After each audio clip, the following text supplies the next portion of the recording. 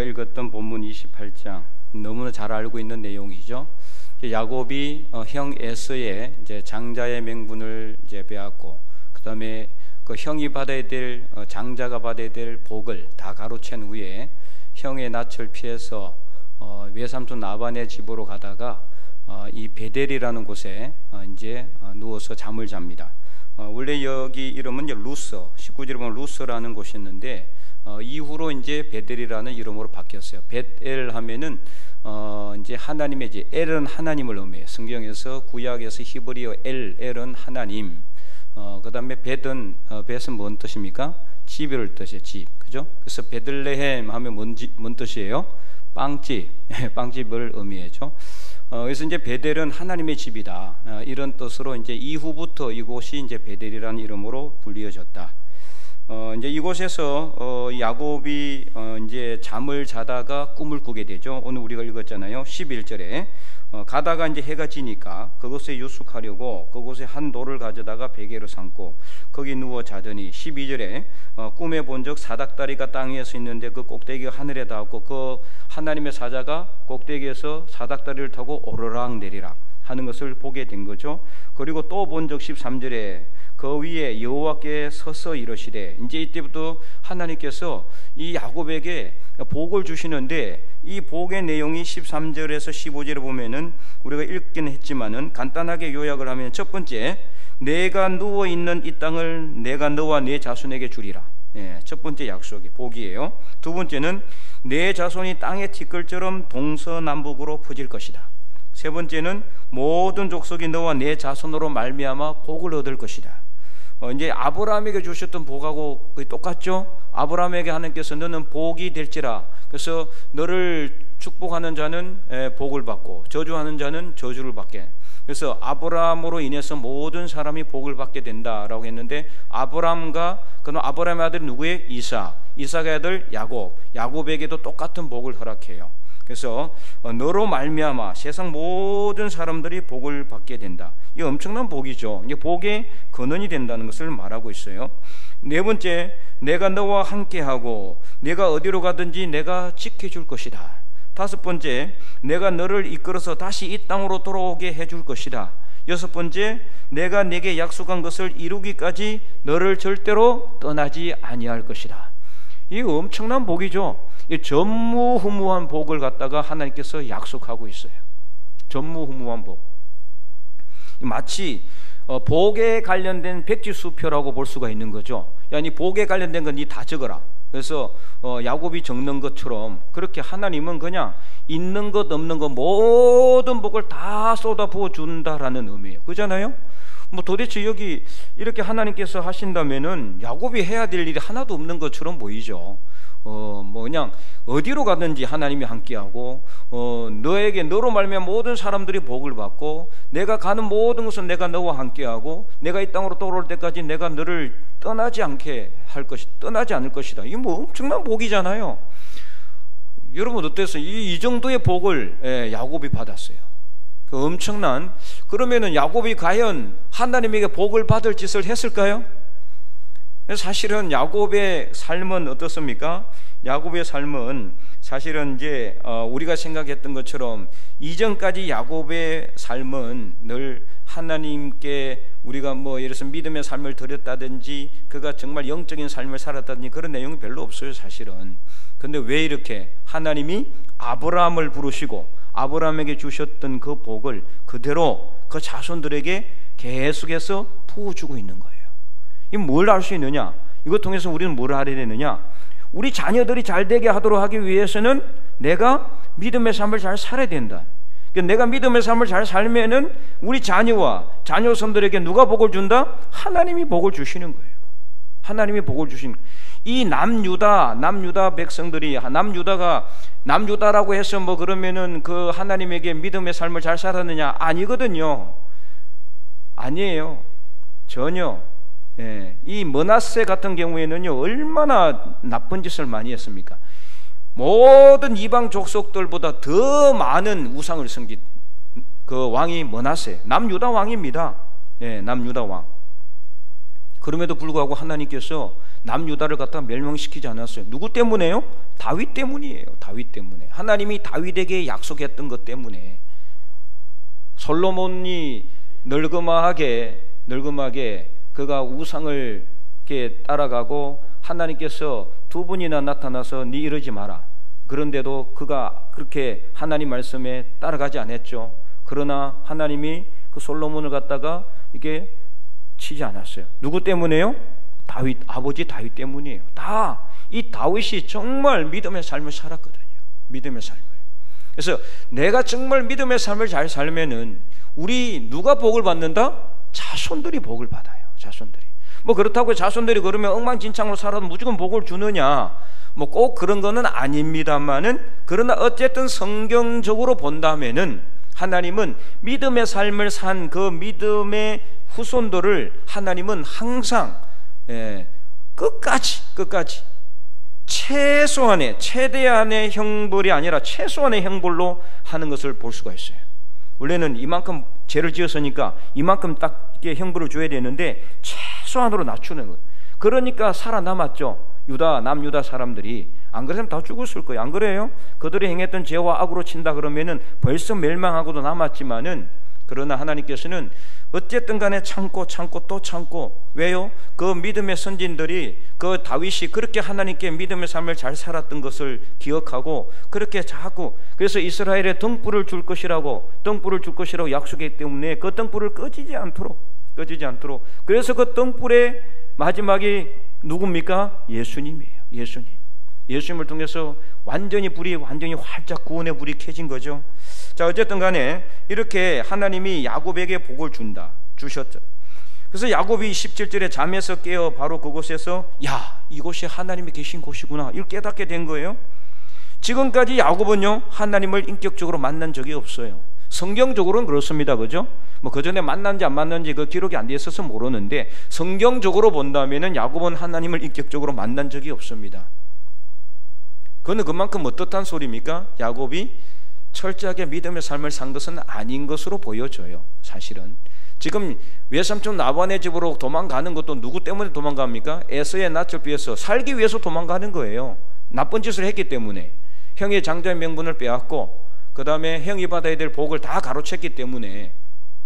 물론 그 배경에는 누가 있습니까? 어머니 리브가가 있었죠. 그죠?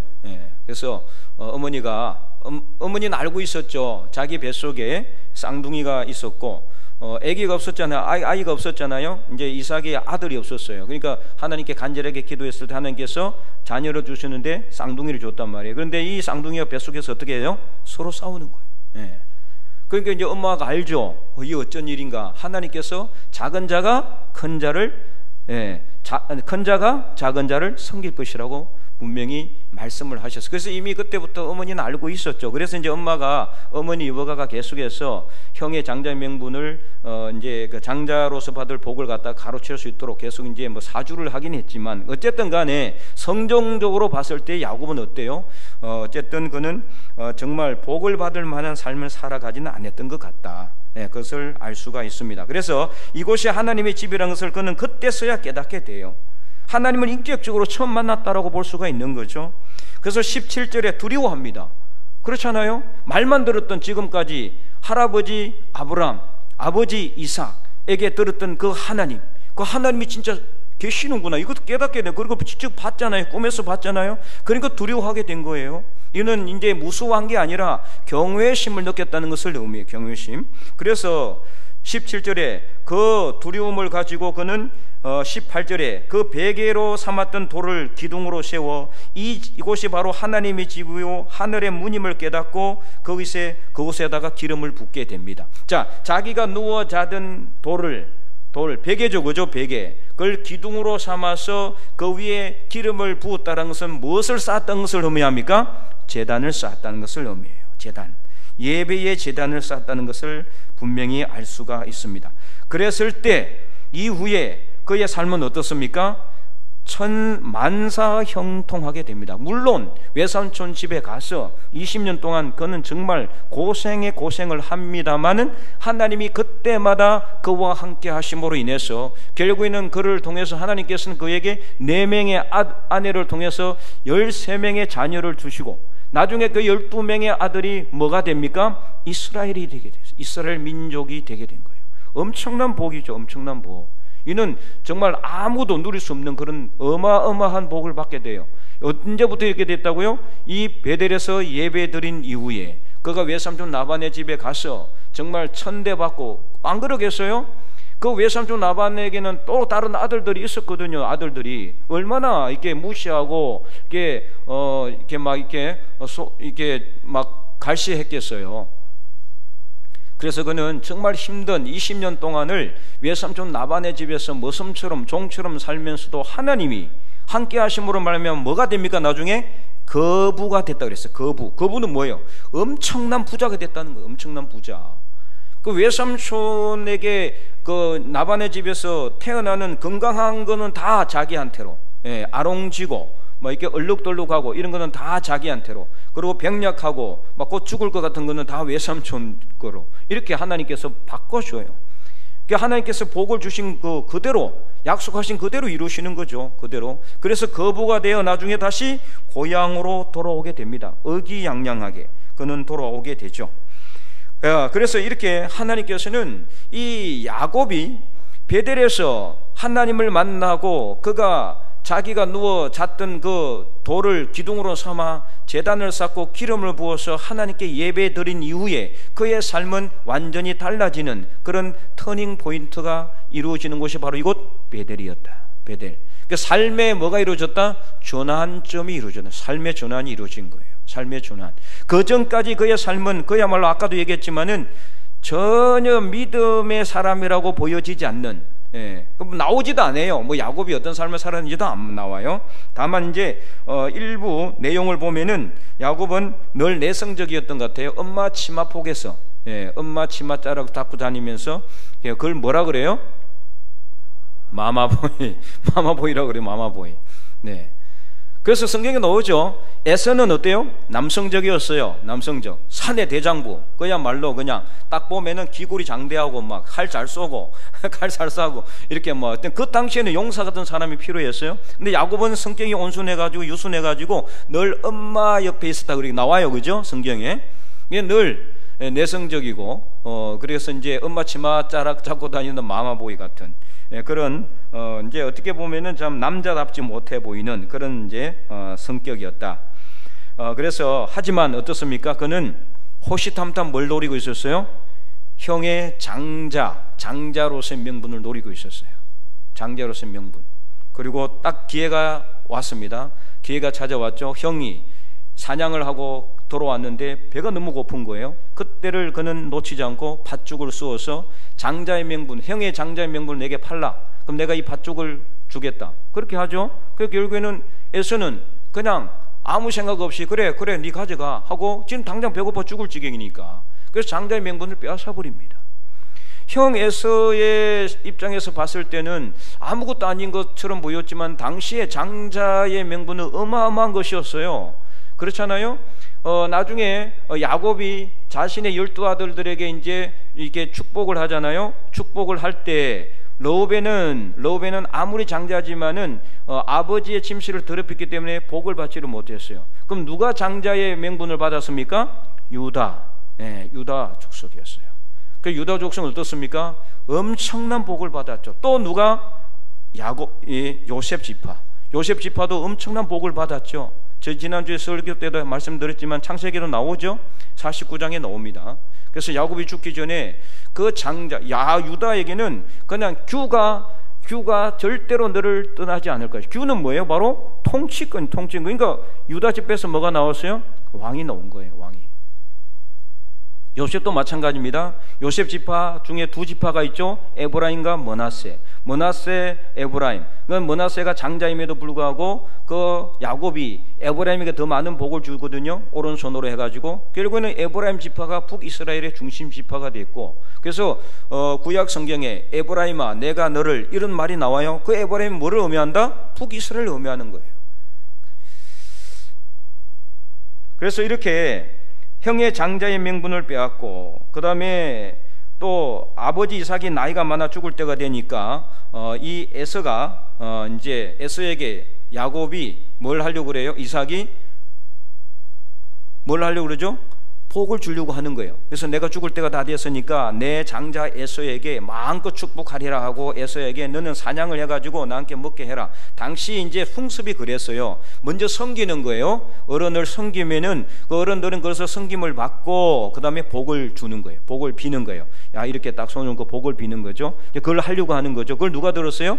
어머니 리브가가 듣고, 이 형이 사냥하러 나간 사이에 이 야곱에게 형이 그 형처럼 꾸미는 거예요. 그 염소털 가죽 옷을 입히고, 그 다음에 이제 염소털을 갖다가 손에 막 묻혀가지고, 형은 털이 많은 사람이었거든요.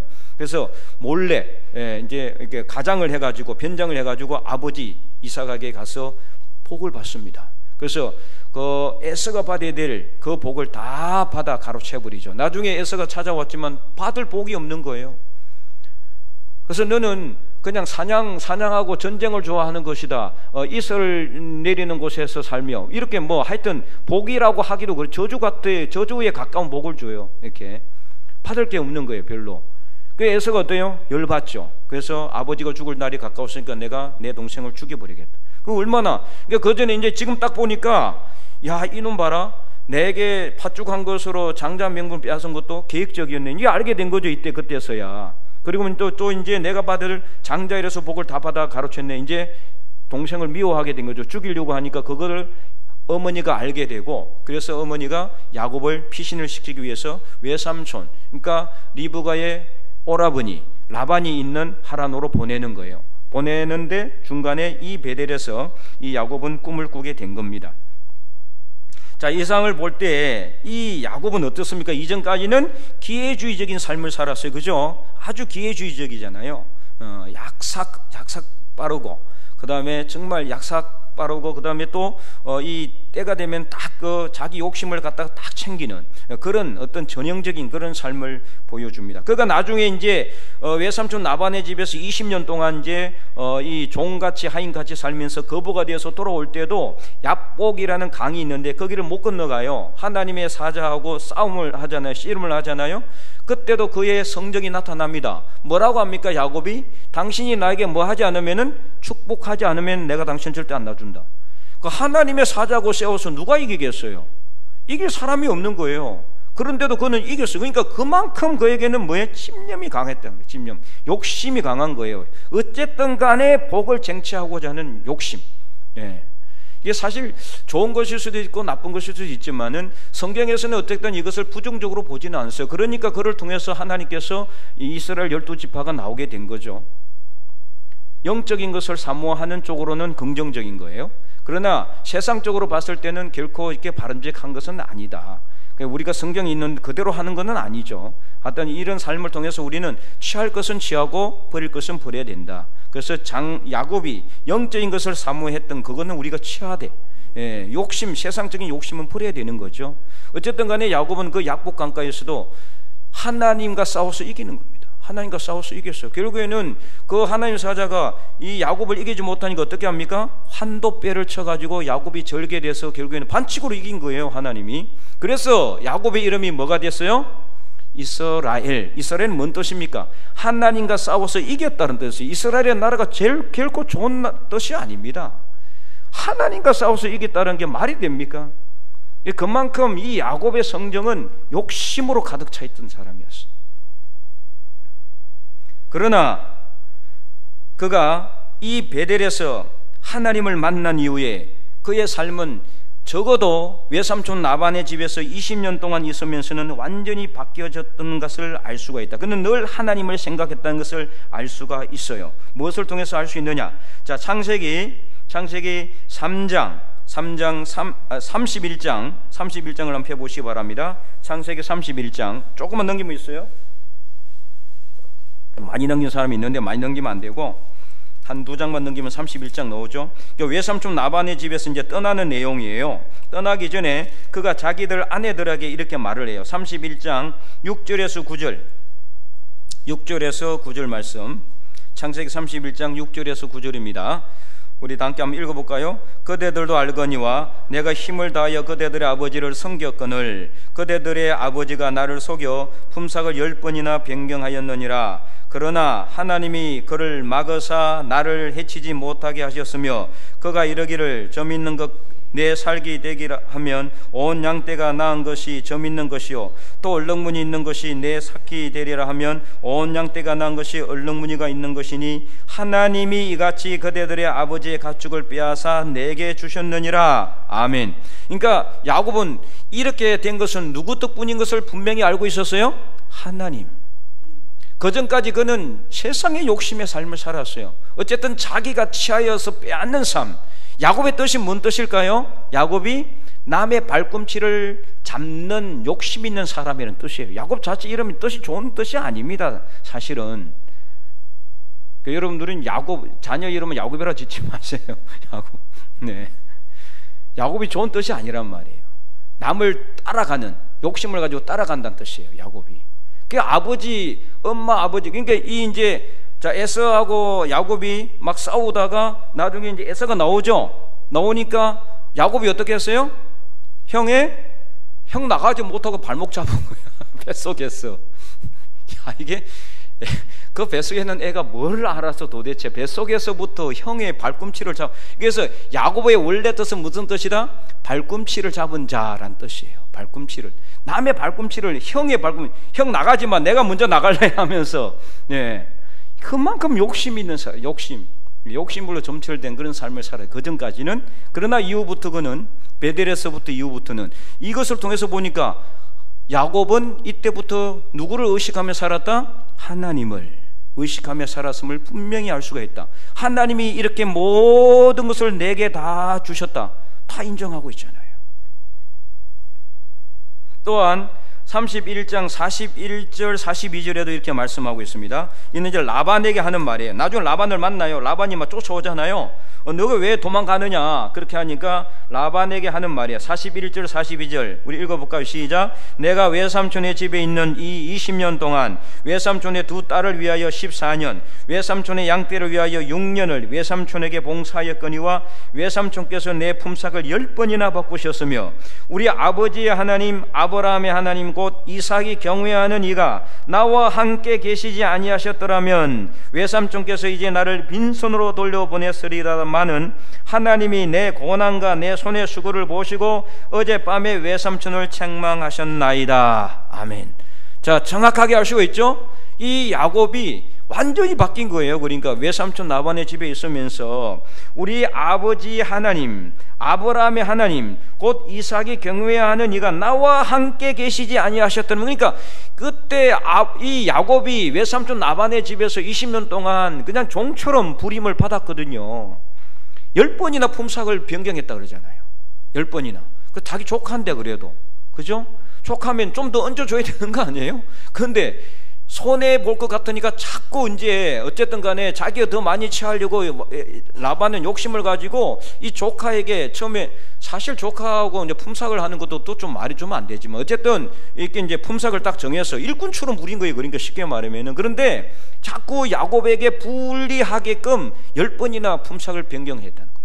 만약에 그런데 하나님이 그와 함께 하지 아니하셨다는 게 분명히 알고 있죠. 야곱도 만약에 하나님이 나와 함께 계시지 아니하셨더라면, 그러니까 야곱은 뭘 알았던 겁니까? 하나님이 20년 동안 그와 함께 하셨다라는 것을 알고 있었어요. 깨닫고 있었어요. 경험하고 있었어요. 언제부터 이렇게 됐어요? 베델에서 예배드린 난 이후에 삶의 전환이 이루어진 겁니다. 비록 야복 강가에서 그 욕심을 부리긴 했지만 어쨌든 간에 그는 20년 동안 외삼촌 라반의 집에서 얼마나 외로운 삶을 살았겠어. 아무도 자기 편이 없잖아요. 그래서 나중에 자기 그 양떼들하고 그 다음에 외삼촌 라반의 아들들의 양떼들이 서로 막 이렇게 이제 그 충돌이 되니까 서로 싸워요 또. 그래서 외삼촌 라반의 아들들이 어때요? 이 자기 이제 어떻게 보면은 그러니까 이제 그 사촌이죠, 그죠? 사촌인 야곱을 갖다가 미워하는 거예요. 야, 얘가 지금 우리 아버지 재산 다 빼앗는다. 그것을 들었단 말이에요.